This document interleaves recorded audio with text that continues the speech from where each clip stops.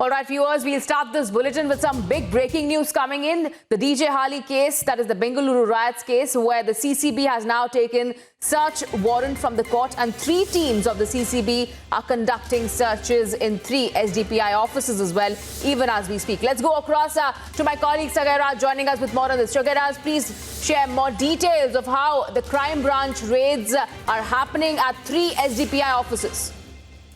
Yes, the CCB has taken permission from the court to go ahead and raid in 3 different offices of SDPI here in Bengaluru.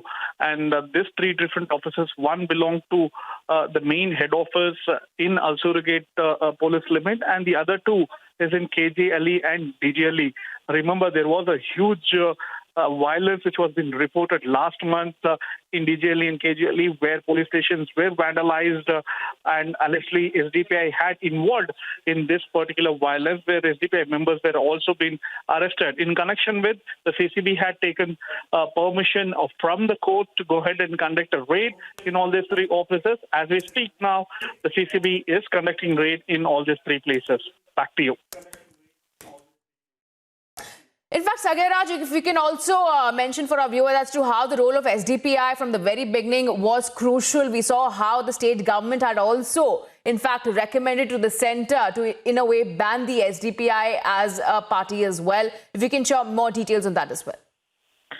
See, ever since this incident has come to light, it is quite evident of involvement of SDPI in this entire violence, where Muzammil Pasha and Ilyas Ahmad, who are close associates and close leader of SDPI, have been arrested in this particular case.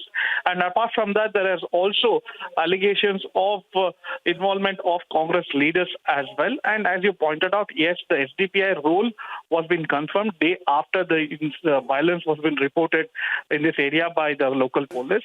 And subsequently, there were investigation which was being taken against the SDPI members as well as the Congress leaders who had involved in this particular violence.